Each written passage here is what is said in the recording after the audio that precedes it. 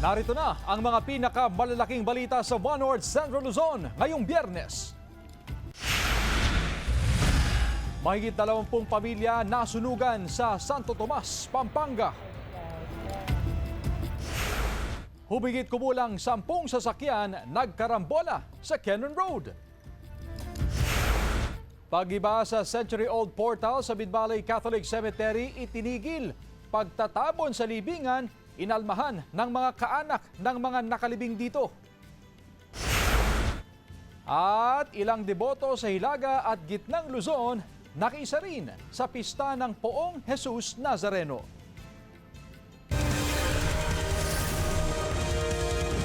Ito ang GMA Regional TV, One North Central Luzon. Magandang hapon, ako si Chris Zuniga.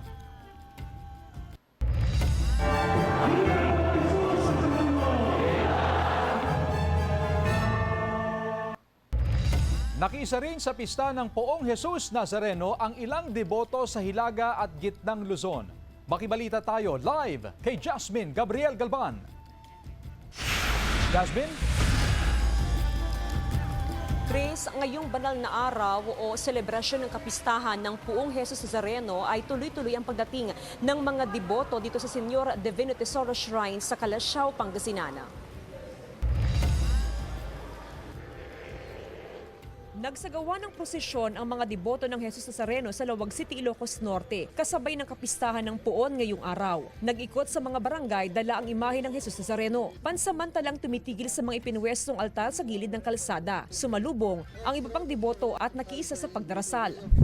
Nakiisa sa pista ng Poong Jesus Nazareno ang ilang deboto sa Balanga, Bataan ngayong araw. Nagkaroon din ng pahipo sa replika ng imahe ng Poon sa St. Joseph Cathedral. Nag-alay ng dasal at nagsabit ng mga sampagitang mga deboto. Magkakaroon din ng traslasyon ng Poon sa Balanga pagkatapos ng 5:30 p.m. Mass mamaya. Sa Senyor Divino Tesoro Shrine sa Calasiao, Pangasinan, nag-alay ng dasal ang ilang deboto na hindi nakapunta sa Quiapo, Maynila upang makiisa sa kapistahan ng Jesus Nazareno ngayong araw. Dito no.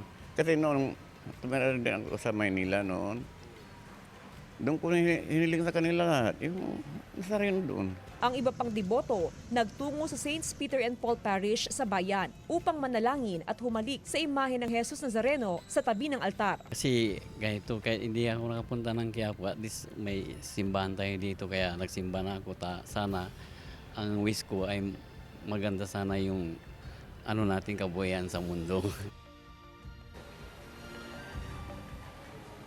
Chris, sa mga oras nga na ito ay dagsana yung mga deboto na nandito ngayon sa May Senyor Divino Tesoro Shrine. Lalo pat, syempre Chris, ay uwian na ng mga estudyante, ganun din ng mga empleyado sa gobyerno at maging sa mga private na mga kumpanya. Sila ay dumidiretso ngayon dito sa Senyor Divino Tesoro Shrine para mag-alay nga ng panalangin at ng pasasalamat. After nila Chris na mag-alay ng prayers, sila ay pumipila na para naman doon sa kung tawagin ay pahalik.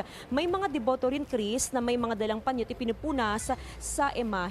Sa labas naman Chris ng simbahan ay may mga pulis na nakaantabay, nakabantay para matiyak yung safety ng mga debotong pumapasok sa May Senyor Divino Tesoro Shrine, habang meron namang mga enforcer mula sa Public Order and Safety Office para matiyak naman yung traffic flow dito nga sa mga pangunahing kalsada sa bayan ng Calasiao. Chris? Maraming salamat, Jasmine Gabriel Galban. Mga deboto sa Lingayen, Pangasinan, sama-samang nagprosesyon kasabay ng pista ng Jesus Nazareno. Ang detalye sa report ni Sandy Salvacio.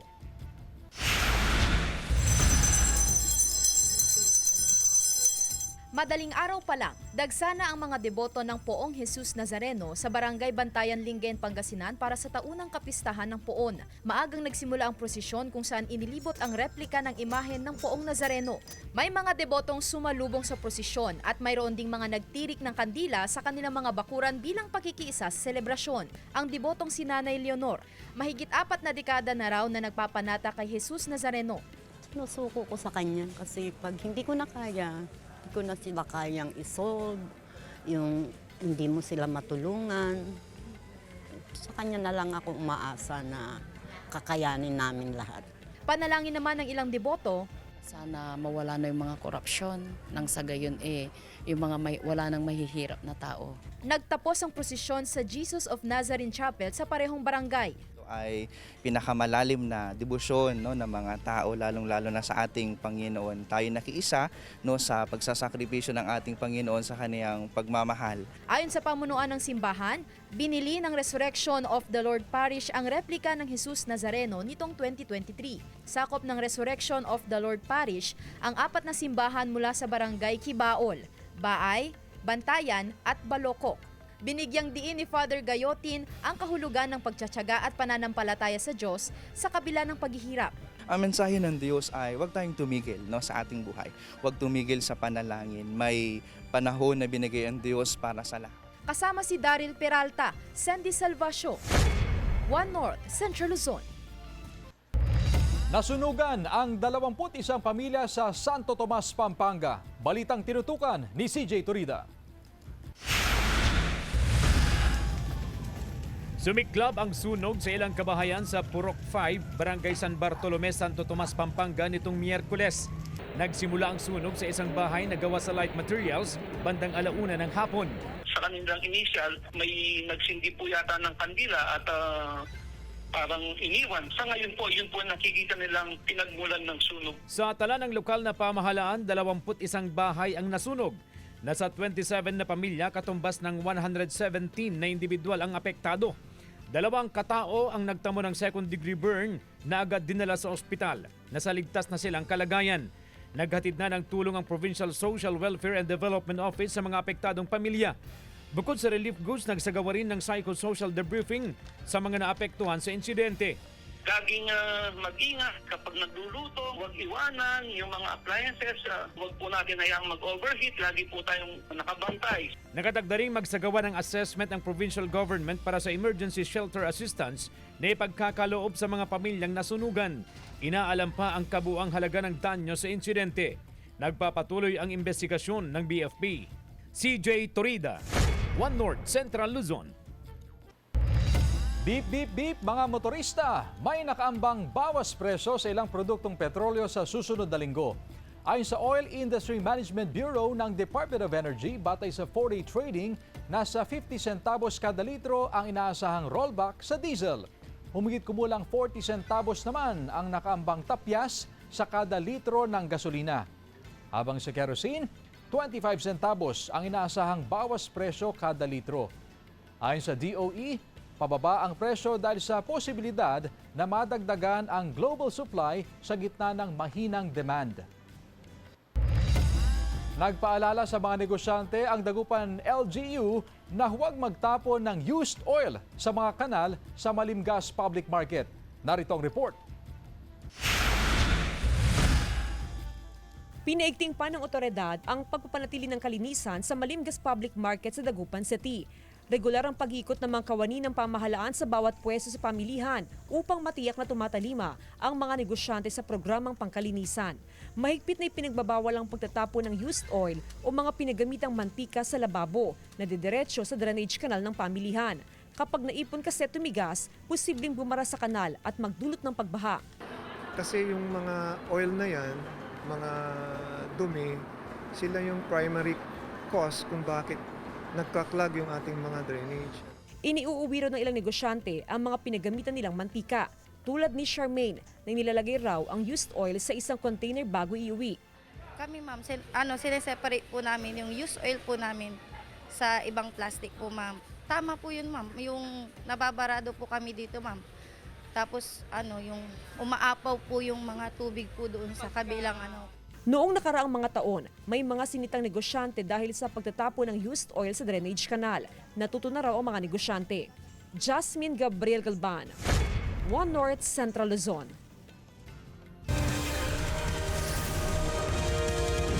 Ito ang GMA Regional TV, One North, Central Luzon.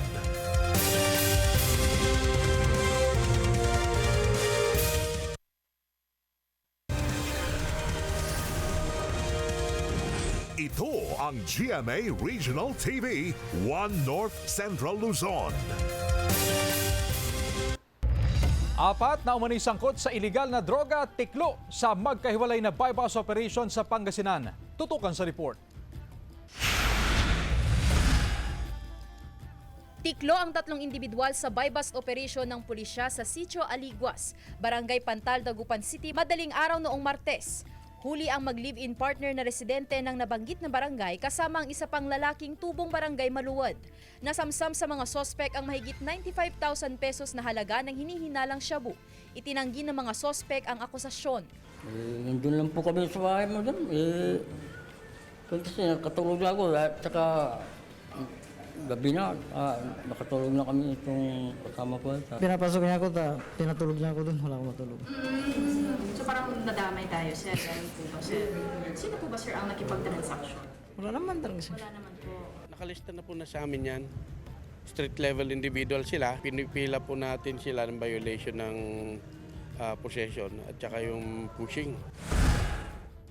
Sa kulungan ng bagsak ng 38 anyos na negosyante na itinuturing na high-value individual sa kalakalan ng iligal na droga matapos matimbog sa bypass operation ng pulisya sa Barangay Zone 5 Rosales, Pangasinan gabi noong Lunes. Mahigit 860,000 pesos na halaga ng hinihinalang shabu ang nakuha sa sospek. Nasa kustodiya ng Rosales Police ang sospek na mahaharap sa kaukulang kaso.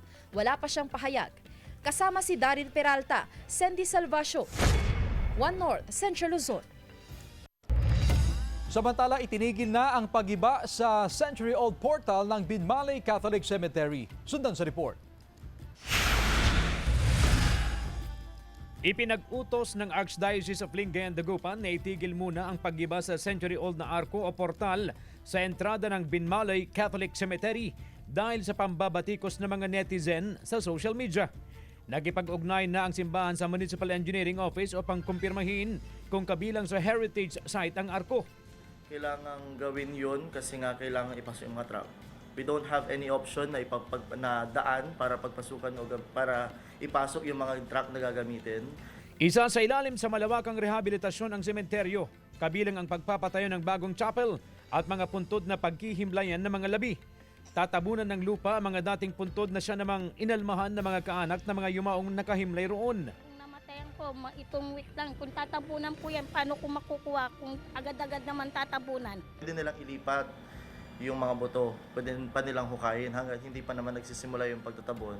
Bukas daw ang tanggapan ng simbahan sa mga gustong magbigay ng saloobin o klaruhin sa planong pagsasaayos ng sementeryo. Kung papayagan ng National Heritage na Cultural, na i-demolish namin yung isang parte ng portal, itutuloy namin yung reconstruction. Pero kapag hindi sila pumayag, according to our parish priest, mag-i-stop ang operation ng sementeryo. Walang maglilibing. Kasi saturated na yung lupa, dikit-dikit ang mga patay. Kasama si Ron Tañedo, CJ Torida, One North, Central Luzon. Karagdagang loading at unloading area sa Rizal Avenue ipatutupad sa Bangaldan, Pangasinan. Ang detalye sa report. Para makasakay ng bus papunta sa Manawag, kailangan pa raw maglakad papuntang loading area sa bahagi ng Rizal Avenue ang senior citizen na si Emma. Hirap daw siya sa paglalakad. May kalayuan kasi ang sakayan. Mas okay yan. Kasi para maiwasan yung mga traffic na kung tawid yung mga kung saan nag-aabang ng sasakyan yung mga lalo na yung mga senior na. Ganito rin ang obserbasyon ni Rafi. Kukonti raw ang loading and unloading area sa Rizal Avenue. Mahaba-habang lakaran bago makarating sa sakayan. Sana raw ay madagdagan pa ang mga sakayan at babaan ng pasahero. Kawawa yung mga pasahero. Kaya kailangan magdagdag sila. Batid ng Public Order and Safety Office ang hinain ng mga pasahero, kaya pinag-aralan ng POSO na magdagdag ng 2 hanggang 3 pang loading and unloading zone sa kahabaan ng Rizal Avenue. Nang sa ganun yung mga sasakyan, kung mapansin niyo ngayon, medyo dumami yung mga modern bus natin para maitabi at for security reason naman na makababa ng maayos yung mga pasahero natin. Nagbibigay naman daw ng konsiderasyon ng POSO sa mga pasahero, lalo na kung senior citizen, buntis at PWD. Kahit wala sa loading and unloading area, ay pinapayagan silang may babat maisakay habang nasa Rizal Avenue. Jasmine Gabriel Galban, One North, Central Luzon. Maaari nang gamitin ang queuing system na inilagay sa mga frontline service tulad ng Civil Registry, Assessors, Municipal Health Office, Treasury at Business Permits and Licensing Office ng Kalasyaw, Pangasinan. Mas mapapadali ang galaw sa pila dahil simple lang ang gagawin. Pipindutin lamang ng kliyente ang kanilang naispuntahan na tanggapan para sa transaksyon at lalabas na agad ang numero. Makikita at maririnig din sa monitoring screen na nakalagay sa waiting area ang mga numero ng mga may sadya sa iba't ibang tanggapan sa munisipyo. Pag natawag ang numero, sasabihin kung saang window ito kailangang magtungo. Ika-81 anibersaryo ng Lingayen Golf Landings idinaos sa Pangasinan. Tunghayan sa report. Binuhay sa Pangasinan ang isa sa pinakamahalagang kabanata ng kasaysayan ng bansa, ang Lingayen Golf Landings. Kasabay ng paggunita sa 81st anniversary ng makasaysayang paglapag ng Allied Forces noong ikalawang digmaang pandaigdig ay ang pagdiriwang din ng 19th Pangasinan Veterans Day bilang pagpupugay sa mga bayaning Pangasinenseng nag-alay ng buhay para sa bansa. Isinagawa ang wreath-laying ceremony na sinabayan ng 21 gun salute. Kasi on January 9, 1945, these Allied forces na pinangunahan ni General Douglas MacArthur landed actually in the shores of Lingayen Gulf, here in Pangasinan. It also marks the beginning of the liberation of Luzon. Ang mga bayaning mandirigma ay sumasalamin sa kagitingan ng mga Pilipino. Hindi para huli ang lahat upang ipamalas ang kabayanihan at pagmamahal sa bansa sa anumang paraan. This event encourages Pangasinenses and all Filipinos to reflect on our responsibilities as citizens. Iba yung security environment, iba yung sitwasyon ngayon. But the same spirit of nationalism, patriotism, dapat nandun palagi sa ating different generations.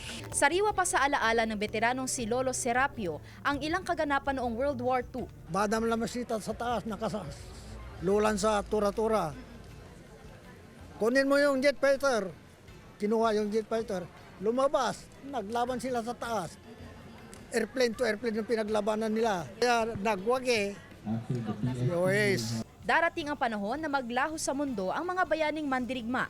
Pero mananatiling buhay ang kanilang mga kwento ng kagitingan na nakipaglaban para sa kasarinlan ng bansa. Kasama si Daryl Peralta, Sandy Salvacio, One North, Central Luzon. Ramdam mo pa rin ba, kapuso, ang lamig ng panahon? Well, ang ating kapuso na tubong Isabela abay hindi pinalagpas ang snowy weather sa United Kingdom. Good vibes ang hatid ng kanyang pa-DIY na pag-slide. Plastic wrap lang naman kasi ang kanyang ginamit na sleigh o snowboard para makakapagpadaustos sa snow. Dati ro kasi nangihiram lang siya ng sleigh sa mga bata roon. Kwento niya, nabuhay ang kanyang inner child dream na maka-experience ng snow.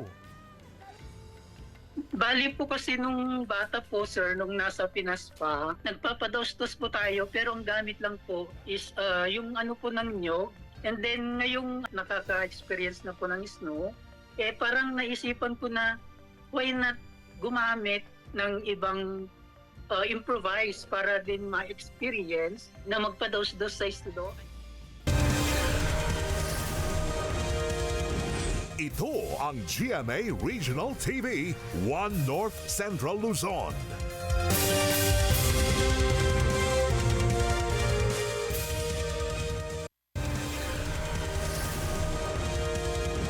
Ito ang GMA Regional TV, One North Central Luzon.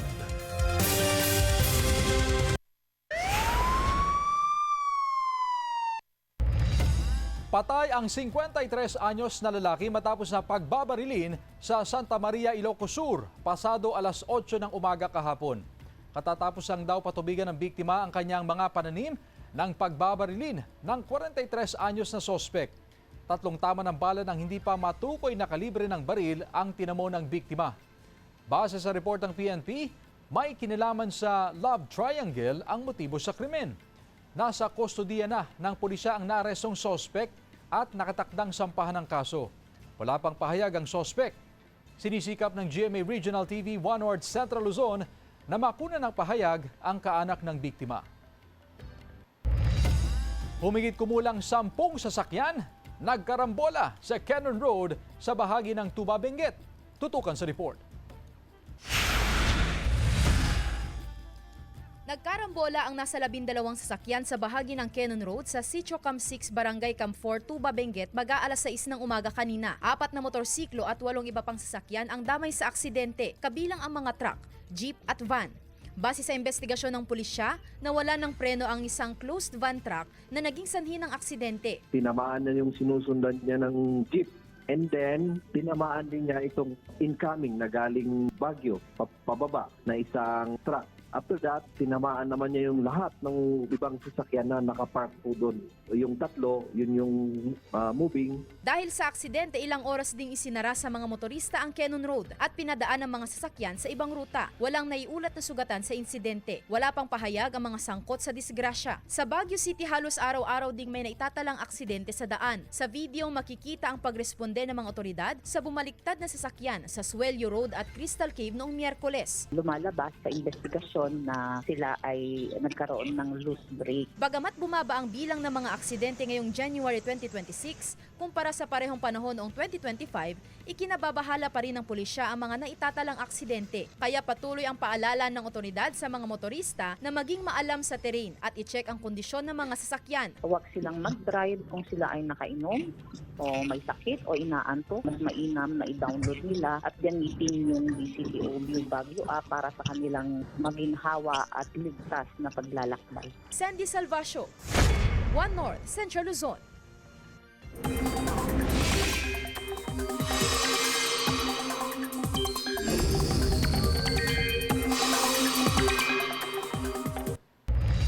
Mga kapuso, may tsansa pa rin ng ulan sa ilang bahagi ng bansa. Walang nagbabadya o namumuong sama ng panahon pero makakaapekto pa rin ang amihan, easterlies at shear line. Sa datos ng Metro Weather, mataas ang tsansa ng ulan sa Cagayan, Isabela, Quirino, Apayao, Nueva Vizcaya, Aurora, Nueva Ecija, Batanes at Babuyan Islands. Posible ang ulan sa iba pang bahagi ng bansa. Aabot sa 36.9 million pesos na halaga ng iligal na sigarilyo ang nasamsam ng CIDG mula sa isang bodega sa San Simon, Pampanga. Isinagawa ng CIDG ang operasyon noong Miyerkules hanggang kahapon, katuwang ang iba pang law enforcement agencies. Sa kabuuan, 573 master cases ng iligal na sigarilyo ang na-recover ng mga otoridad. Ayon sa CIDG, ang sinalakay na bodega ay ginagamit umanong imbakan at sentro ng distribusyon ng mga puslit na produktong tabako. Naisakatuparan ng operasyon sa bisa ng search warrant kaugnay ng paglabag sa Consumer Act of the Philippines. Patuloy ang investigasyon upang matukoy ang mga nasa likod ng iligal na aktibidad. Paalala ng mga otoridad sa publiko, iwasan ang pagbili ng puslit na sigarilyo dahil sa mas malaking banta nito sa kalusugan at maging sa ekonomiya ng bansa. Arestado ang 4 na katao sa pagpupuslit ng iligal na sigarilyo sa San Mateo, Isabela. Yan at iba pang balita sa pagtutok ni CJ Turida. Kalaboso ang 4 na lalaki matapos mabisto ang tangkang pagpuslit ng iligal na sigarilyo sa checkpoint ng PNP sa Barangay Daramwangan Sur, San Mateo, Isabela noong Lunes. Pawang residente ng Kawayan City ang mga sospek. Isinakay sa kulong-kulong ang 10 karton na naglalaman ng mga iligal na sigarilyo na may kabuang halagang 140,000 pesos. Plano raw ng mga sospek na ibenta mga iligal na sigarilyo sa mga tindahan. Nang hingan sila ng kaukulang dokumento, wala silang maipakita. Paglabag sa Section 263 ng National Internal Revenue Code ang kahaharaping kaso ng mga sospek na wala pang pahayag. Nasa 267 rims ng sigarilyo ang nakumpiska sa bypass operation ng otoridad sa Purok Sampaguita, Barangay Tocanon, Aritaw, Nueva Vizcaya, gabi noong Martes. Huli ang mag-asawang sospek matapos bentahan ang operatibang nagpanggap na posture buyer. Nakatanggap daw ang PNP ng tawag mula sa isang concerned citizen hinggil sa pagbebenta ng mga sospek ng iligal na sigarilyo. Ibinebenta ang mga kontrabando sa mas murang halaga kumpara sa mga lehitimong produkto. Nakuha sa mga sospek ang iba't ibang klase ng iligal na sigarilyo na nagkakahalaga ng mahigit 100,000 pesos. Walang naipakitang kaukulang dokumento ang mga sospek na mahaharap sa kaukulang kaso. Wala pa silang pahayag. CJ Torida, One North, Central Luzon.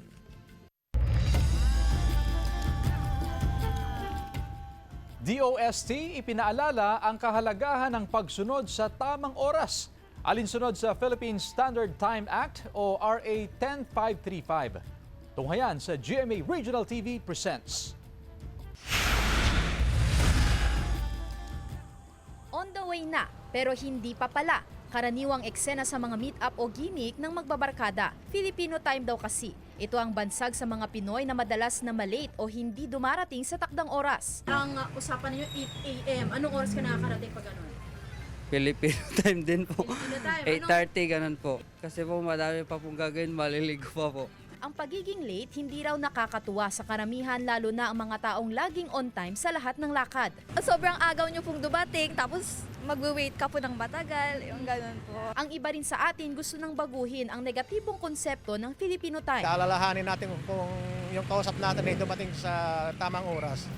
Kakahiya naman. Ayon sa kasaysayan, ang konsepto ng Filipino time ay mula sa pagpapakita ng pagiging mataas ang katayuan sa lipunan noong panahon ng kolonyalismo hanggang sa paglapat ng negatibong label na tamad noong panahon ng mga Amerikano. Ngayong 2026, muling pinaalalahanan ng DOST ang publiko sa kahalagahan ng pagsunod sa tamang oras ayon sa Philippine Standard Time Act o RA 10535. Ito raw ang layunin kaya may National Time Consciousness Week na layong baguhin ang nakasanayang Filipino time o pagiging late at paigtingin ang disiplina at paggalang sa oras ng kapwa. Itinuturing ng DOST na may malaking epekto sa ekonomiya ang pagiging huli sa trabaho, klase, mga lakad at mga gawain. Nagkakaroon kayo ng patong-patong na mga trabaho na hindi nyo matapos-tapos. So parang lahat tayo, even myself, I have to remind myself, time management is important. Kasama si Daryl Peralta, Sandy Salvacio, One North, Central Luzon.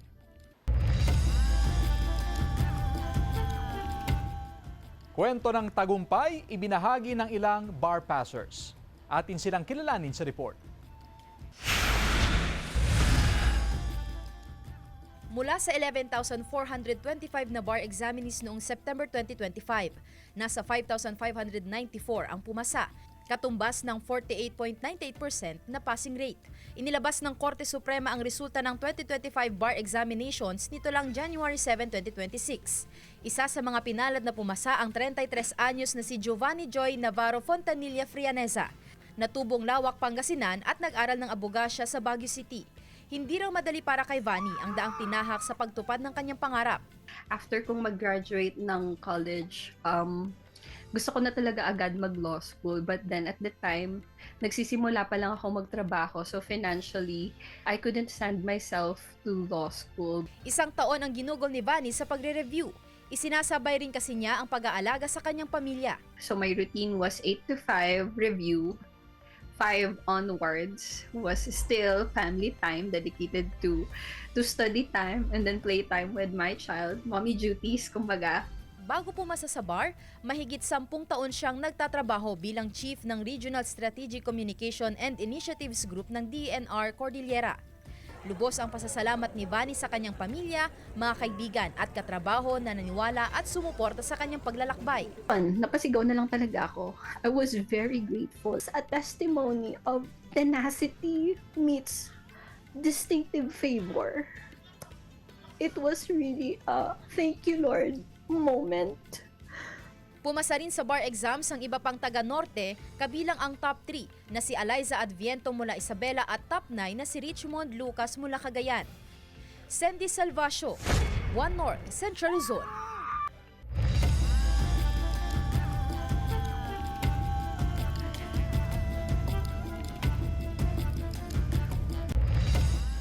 Samantala, mapapanood niyo po ang episode na ito at iba pang pinakahuling lokal na balita sa official website ng GMA Regional TV, www.gmaregionaltv.com. Pwede rin kayong bumisita sa aming official YouTube channel, GMA Regional TV, at i-click ang subscribe button para sa pinaka-maiinit na balita mula sa mga rehiyon.